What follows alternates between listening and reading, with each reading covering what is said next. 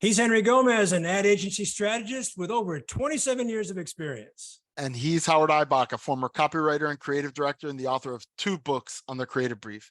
And together, we're the Brief Brothers. And we have an ongoing discussion about creative briefs, briefing, and advertising. Well, Howard, we're back with another episode of the Brief Brothers. And today, we thought we'd do something again that we did recently and had a lot of fun doing. We've reviewed a lot of creative over the last couple of years, and that's fun. But our real subject matter expertise here is about the creative brief. And we decided that rather than doing a traditional creative brief, that maybe we could learn to something about briefs by looking at creative. And that is an exercise that you and I both do when we're teaching you in your workshops and me when I'm training staff and so forth. And that is to look at finished creative and try to reverse engineer a brief from it. And so today we thought we'd kind of combine those two things, talk a little bit about some great creative and what can we learn about maybe the strategy going in. What was that strategy in the brief? Speculating, of course, because we don't have the briefs that created this work. And the work is some very famous work by Chiat Day for Apple Computer. And this particular is the Get a Mac campaign, which features a couple of characters, one personifying a Mac and the other personifying a PC. You're talking about John Hodgman as the PC and Justin Long as the cool Mac. I'm glad you had notes prepared because I would not have known that.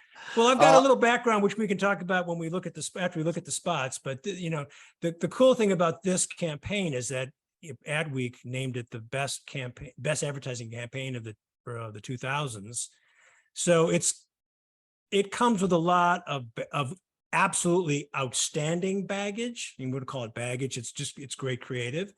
And I think you and I would agree that sometimes really good creative would telegraph the brief, but sometimes it's not as obvious as it might think. There's some little things that we're going to kind of uncover, talk about, knowing nothing about the details that the agency and the client knew, but still it's a fun exercise. Yep.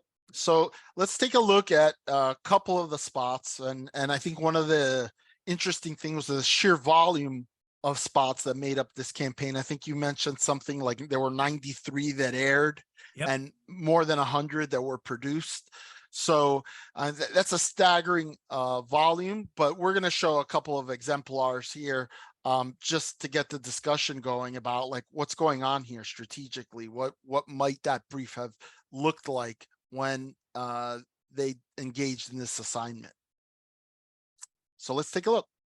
Hello, I'm a Mac. And I'm a PC. Ready to get started? Well, not quite. Got a lot to do. What's your big plan? I might make a home movie or maybe create a website, try out my built-in camera. I can do it all right out of the box, so what about you? Well, first I got to download those new drivers, and I got to erase the trial software that came on my hard drive. Sweet. Then I've got a lot of manuals to read. You know, it sounds like you have a lot of stuff to do before you do any stuff, so I'm just going to get started because I'm kind of excited. Let me know when you're ready. Actually, the rest of me's in some other boxes, so I'll meet up with you later. Hello, I'm a Mac. Mac is issued a salutation, cancel or allow. Allow, and I'm a PC. You're returning Mac salutation, cancel or allow? Allow. Okay, what gives? Mac is asking a question, cancel or allow? Allow. He's part of Vista, my new operating system. PCs have a lot of security problems, so he asked me to authorize pretty much anything I do. You're pointing out Vista's flaws, cancel or allow? Allow. I could turn him off, but then he wouldn't give me any warnings at all, and that would defeat the purpose, so. You are coming to a sad realization, cancel or allow? Allow. All right. Well, the first one I think is called Out of the Box. And I don't know what the second one was called, but it was about something related to security. Viruses or security. Right? And 2 classic, I mean, they're all great, but these I think are exceptional ideas. And I'm going to defer to you on this and kind of let you kind of lead the discussion, and I'll throw in some thoughts and some background. But what's your initial take on how the brief might have unfolded for these spots? Well, you and I, in deciding to choose this creative, we had a pretty extensive conversation about what's going on in these spots. And at first I was a little bit dubious about choosing this creative for this exercise. Part of the reason is I usually don't like examples from Nike and Apple, and because those are the brands that everybody, oohs and ahs over. And I'm more of a, let's see like nuts and bolts from a hardworking advertiser that doesn't necessarily have all the brand cachet of a Nike or an Apple. But the other part was that these spots are almost so simple that I was really wondering what that underlying strategy was. And if you look at them, really, the spots are a personified product demo. That's what it is. So we're talking about features of a Mac in comparison to the competitor product, which is another interesting kind of facet to the creative that we talked about off air, which is, Apple represents the software and the hardware when you're talking about a Mac. And the PC side is really represented by Windows and Microsoft as the software side, and then a whole host of manufacturers that make up the PC manufacturing base. And I'm reminded of an interview that at the time somebody did with Bill Gates, and they confronted him about this campaign, and they said, "What do you think of this? It's obvious that they're trying to personify you in this commercial." And he was irate. He didn't enjoy that at all. I think he didn't like being the butt of the joke. But it's a product demo. So in my mind at first, I'm like, well, what would the brief have been? A long list of features and benefits that the Mac has? Okay. And the question is, it's brilliant creative, but how much of that can we really attribute to the brief? But then we started talking about it a little more, and you started asking me about the audience, and we started remembering the history here, right? So Apple Computer, Steve Jobs leaves in 1985, returns in 1997. Company starts to make a turnaround. The advertising definitely changes after he comes back. We get the Crazy Ones, narrated by Richard Dreyfuss, featuring Einstein and Gandhi and all of these famous Icons. icons, Yeah. famous iconoclasts. And then by the mid 2000s, which is when this begins airing, I think we said it was like 2006. 2006. It broke in 2006, which, as we discussed, this campaign came out before the iPhone was launched. Before the iPhone, right around the time I believe that the iPod was Apple was definitely getting some heat. They were starting to really make inroads. But the big issue for Apple had been that they had lost so much share to the PCs in the intervening time when Jobs was out, and frankly, the Macintosh computer had become a niche computer. So when I'm thinking about the target audience, I'm thinking of it as a mass audience, because for the first time now, Apple is putting a product forth that is really made for the masses, rather than for a niche of creative types. So we were kind of talking about that, and to me it was, okay, so if that's the audience, it's a mass audience. It's not that sophisticated when it comes to computers and technology. And buying a computer is a complex purchase that has a lot of, there's a lot of variables, how much memory, what operating system, like, if you're not a techie, that stuff just flies over your head. So to me, there's almost like this problem, and the brief is really, how do we demonstrate the superiority of the Apple computer to a PC, to a audience that isn't that sophisticated in terms of technology?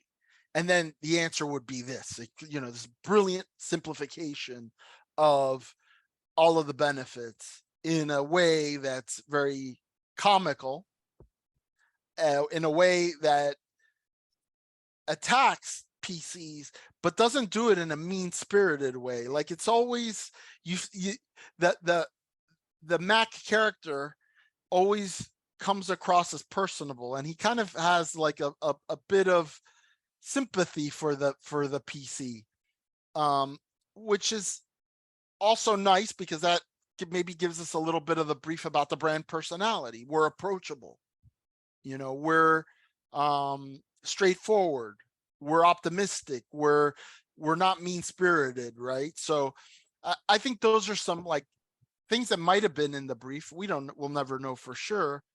But well, I agree. And because I had the privilege of listening to a podcast, which was produced by Tagline, and Tagline is produced Cleo, by mused by Cleo. mused by Cleo on the history of this campaign. I have a few insights on this, which also I think begs the question of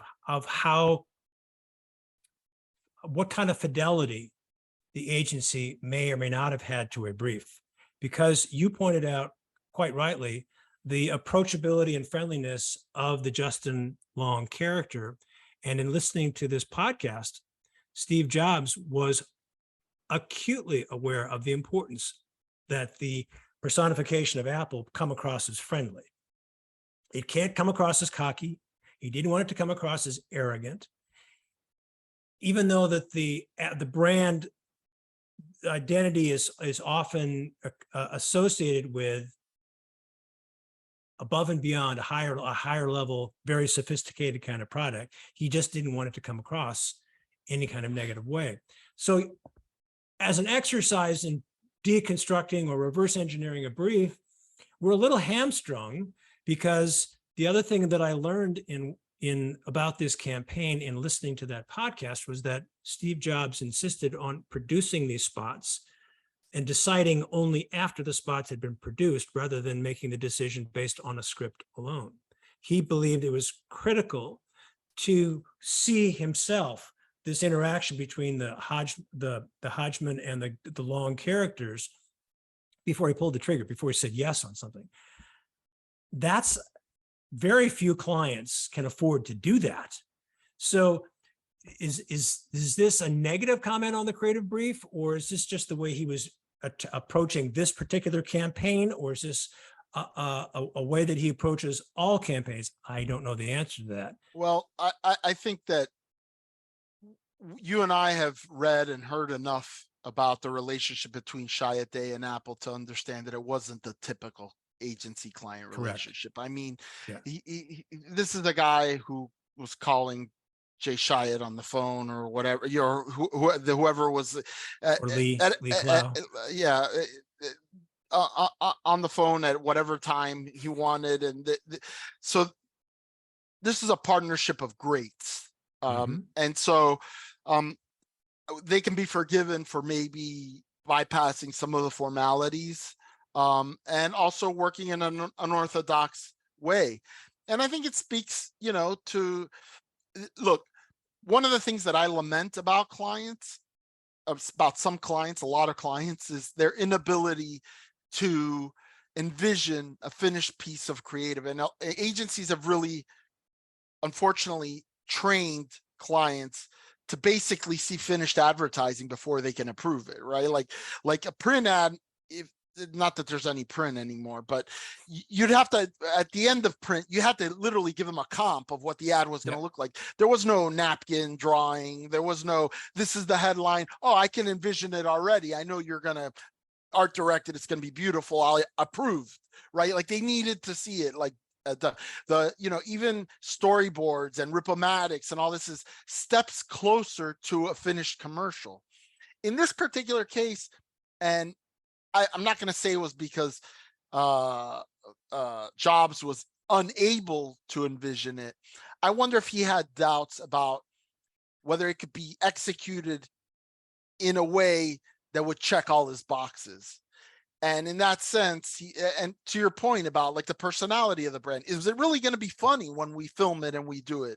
Can we cast characters that, and who knows, like maybe the copywriter who wrote it wasn't convincing in reading it, but the actors were better, or the director, you throw in a director and there's a new element into the formulation. So I think probably what happened was that there was a little bit of trial and error in terms of, and we talked about off camera as well. We have a lot of these off camera dialogues ahead of time that we end up having to refer back to. We should just start rolling earlier. Is that, you know, these things were probably pretty cheap to produce. I mean, you had the talent, and then you had a white psych in a sound studio and a camera in a fixed position and some audio, and like, so I think that there was a way of trial and error that they probably did. And I think from what you read and heard, they produced many more than they actually aired. So they kind of were capturing content almost like the way that you do today for like social media, capture a bunch of content and use some of it that works, and whatever doesn't work, you just throw it away because you don't need it and you already have a lot in the bag. It may have become an expensive campaign, but it didn't start out that way because they figured I can afford to do X number of spots, even though I'm not going to show them. I'm going to produce them, but I'm not going to air them because the relative cost or the individual cost is so small, relatively speaking. I want to go back to something you were saying before about the relationship between clients and agencies, and cite a previous guest of ours, Baiba Madison, who is a strategist, our freelance strategist in Berlin, because she was talking about collaboration in one of our recent episodes. And she hit on the point, which perked up my ears, and was music to my ears, when she said, a great brief really depends upon that simpatico between client and agency. If you don't have that great relationship, developing and writing and working from a great brief becomes that much more difficult. So this relationship that we've heard about, we've heard podcasts about, and just have lived with because of our commitment to our own industry between Chiat Day and Apple, epitomizes that kind of a relationship. It's something I think all agencies and clients would aspire to if they could make it work. But it's rare. It's instructive in the sense that, remember that Steve Jobs was not a college graduate. I think he was a college dropout. He wasn't an MBA. He wasn't a trained marketer, but he had a very savvy mind for what consumers would want and what consumers would appreciate, and a way of surprising and delighting consumers with the Apple product. So he had a marketing, he anticipated what consumers wanted. And he was the CEO of the company, right? So you have the CEO of the company who's very close with the chief creative of his ad agency. When does that ever happen in the real world? Like, that doesn't happen. You have a CMO who is like looked down upon by the CEO because he says every time this guy comes to me, what he wants is money. And the CEO is some bean counter MBA type. The CMO is like a pale carbon copy of that.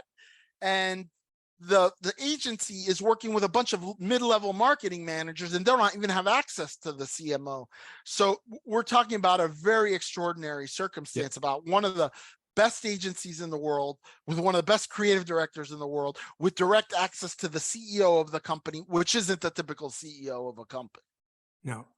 You know, our friend Bob Hoffman likes to say that every creative brief should be 3 words: make us famous. I think this is that creative brief could exist in this relationship between Apple and Chiat. And I don't think you could maybe count 1 or 2 other agency client relationships where that kind of a brief, that single brief between the chief marketer, the CEO, and the chief creative could get together and say, that's what we're going to try to do. I want to go back a little bit and see if we can fill in a couple blanks on a brief. If we are, we're going to fulfill this reverse engineering exercise. We pretty much deduced who the audience is. I wanted to enhance that, or actually, let me ask you if you agree. We were talking about this before I hit record. My initial thought for the audience was, maybe this is going after fence sitters, people who are interested in a personal computer, are not quite certain that Apple is what they want, and this could be designed to nudge them over. The second idea I had to fill in one of the blanks was, what would the single-minded proposition be? And when I was watching both these spots, and I've watched a number of these in addition, the first thought that came to my mind was Pharrell Williams' famous song, Be Happy. That was my single-minded proposition. Be happy. So in terms of the target audience, where I differ with you a little bit is that I think that fence sitter, it might be too narrow. I think that these are people that are in the market for a PC or for a computer, and maybe not even considering Apple as one of the brands that there would be. As I mentioned, the PC side, there were several brands you could choose from. So I think that this campaign was intended to interrupt that, which is instead of choosing between HP and Dell and IBM, I want to throw Apple Macintosh into the mix and scramble your preference for a computer. So and I do think that they were looking to, they were looking to gain market share against the only other real competitor, which was Microsoft Windows PCs. So I think it was more people that were unfamiliar with Macs, not necessarily already considering them. And then for the single-minded proposition, be happy. It might be like, to me, like I said, in a brief like this, I almost think the single-minded proposition doesn't have to be anything sexy. I almost, in my mind, it was something like Mac computers are superior in every way to PCs. Why would you ever consider anything else? Like, that's like a provocation. It's like, okay, how do we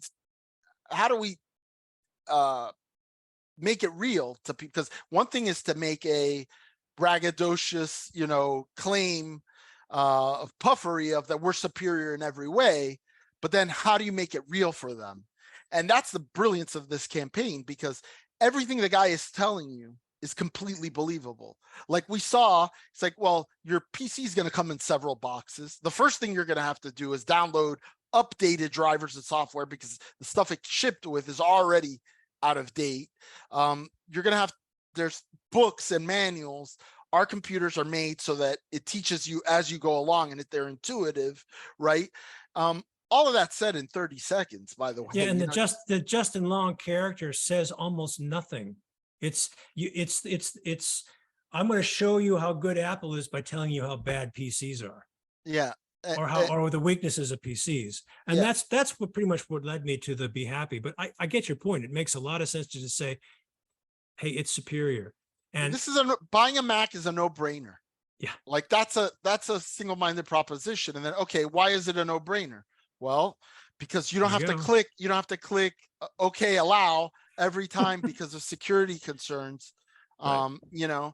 And by the way, that's another great thing about this campaign, was that it was flexible, right? Like when Microsoft launched that Vista operating system that was supposed to be the next greatest thing, it had all these security concerns, or previous versions of Windows had security concerns. So they built it in with this annoying, like you had to allow everything before you could do anything.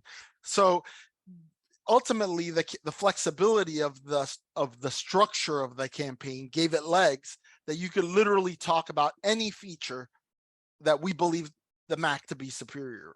When you have 93 spots in your portfolio, I mean, I don't know how long the campaign ran. It ran many years, and Adweek named it the best advertising campaign of the 2000s. So it earned its keep easily. And that included the Apple's own launch of the iPhone and the iPod in the same decade. So amazing. Yeah. Well, I think I'm going to tee up our next reverse engineering project by saying that I think the spot that you and I want to talk about next is the Snickers spot with Betty White. So we don't know when that'll come, but that'll be our next reverse engineering project. I think that'll be a fun discussion too. Excellent. Good stuff, Henry. Good stuff, Howard. He's Henry Gomez. And he's Howard Eibach. And together we're the Brief Brothers. Till next time. Bye-bye.